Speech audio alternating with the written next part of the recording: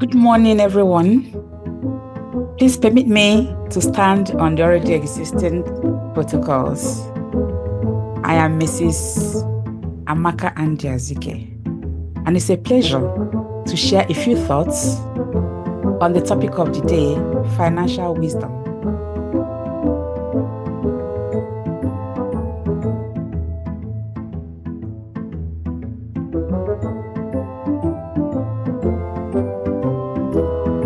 This subject is actually at the heart of every sustainable enterprise I have come across. Many of us start with passion and purpose, but what really determines how far that passion goes is not just hard work, it is financial wisdom. And it is the ability for us to manage, multiply, and sustain resources. The key pillars I have identified for financial wisdom are as follows. Number one, you must understand the numbers behind the vision. What do I mean? Dreams for enterprise or entrepreneurs, dreams inspire us, but it is the numbers that are the real thing that sustain the business. There's a popular saying that if you cannot measure it, then you cannot effectively manage it. And so financial wisdom begins with understanding what your numbers are saying. For instance, your cash flow says so much about whether your idea can survive. Because, in business, you need liquidity to support your working capital needs. Okay? And then profitability is also very important because it reveals whether the wealth you're creating or the value you're creating is actually being adequately rewarded.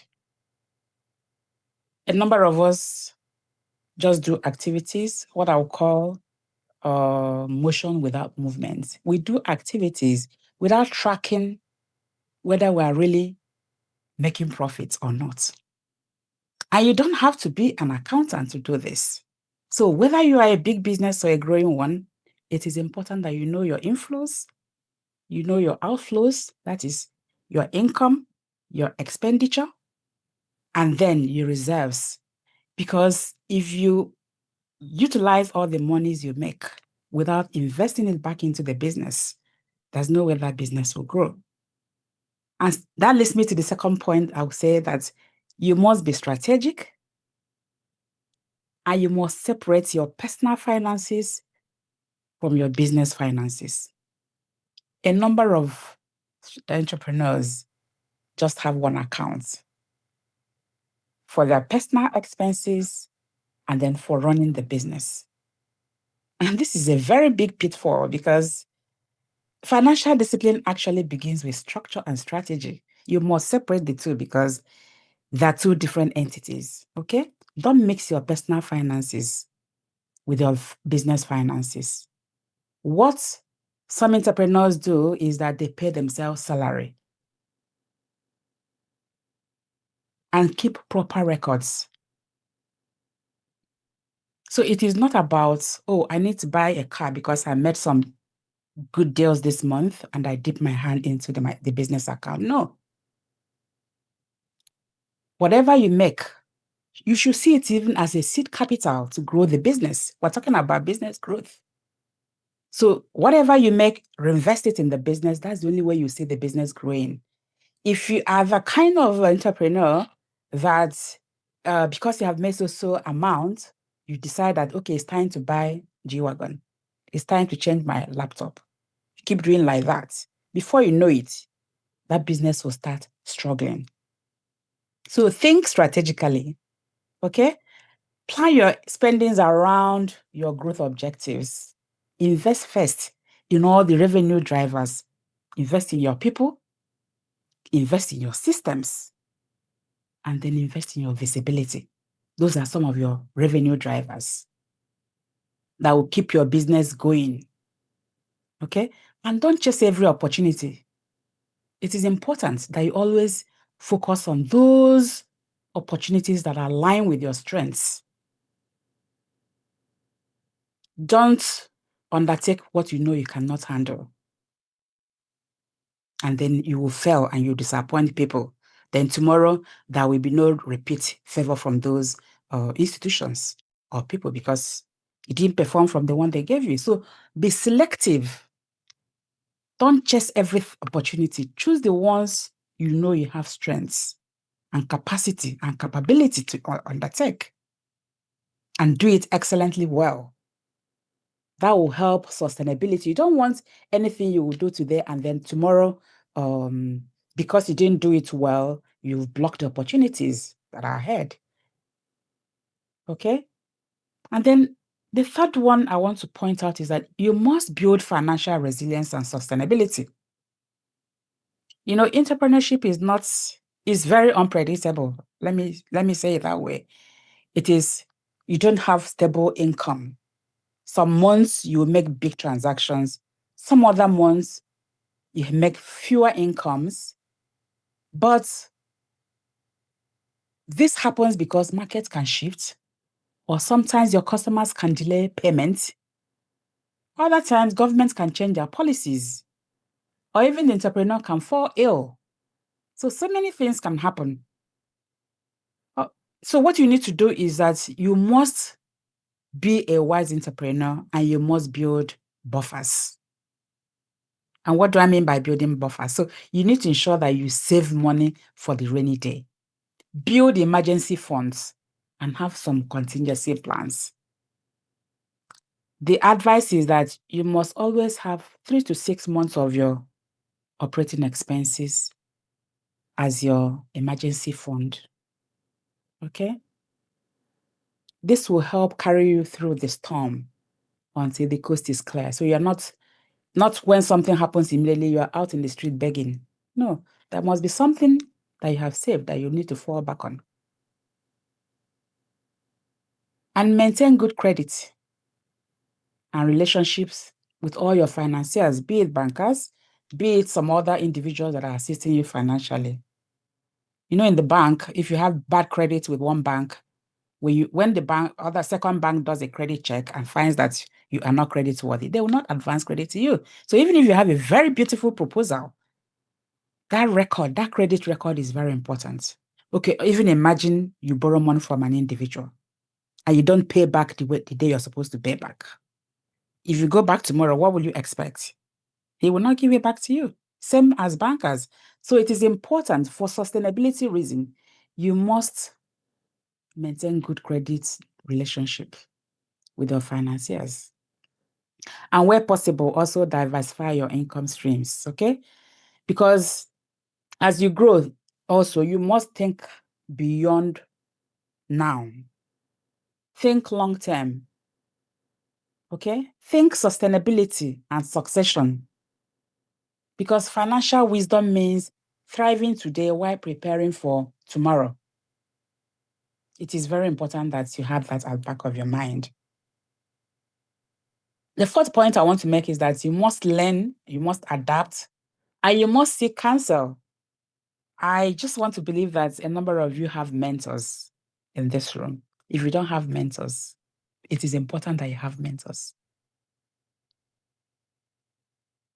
Depending on the stage where you are, you need some guidance. You don't want to experiment and make mistakes.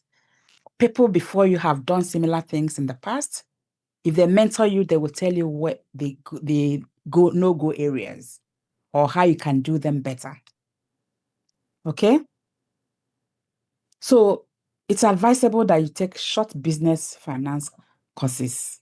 There's so many online courses that you would find on the internet. Join professional networks, okay? Before making any big decision, please, please, please seek counsel. Okay? Seek counsel. Some people are very ready to mentor younger people so that you don't lose the whole money you've been making in one day. I mean, you don't have to know everything. Just stay teachable so that even me, I have mentors, okay, at this level. That's what we call reverse mentors. I have my children, my daughter mentors me on technology, for instance. It's called reverse mentoring because she was born She's a native, a digital native, so she knows technology very well. And at this point, I'll just also mention that you shouldn't shy away from technology, because for some people, technology is business. For some others, technology is an enabler of their businesses. So don't stay in your comfort zone thinking that everything is the way it is. The world is moving very fast. We use an acronym called VUCA, which means vulnerability, uncertainty, complex, and ambiguous, to describe how dynamic our world has become. It's moving, things are changing very fast. Okay, so part of your financial wisdom is to also adapt and change with times. You may be reading about Internet of Things, big data, artificial intelligence. How are you adapting to it? How are you using it to scale up? Because it's not a joke. Even big organizations, they're not taking it lightly. Everybody is showing interest to know what's happening around that space, because it's transforming the way we do things. All right. And then I would like you to also try and reflect your values, because your finances reflect your values. What do I mean by that? So, money is not just for survival, it is a tool for impact. Today, you're celebrating impact. Okay? You're celebrating impact.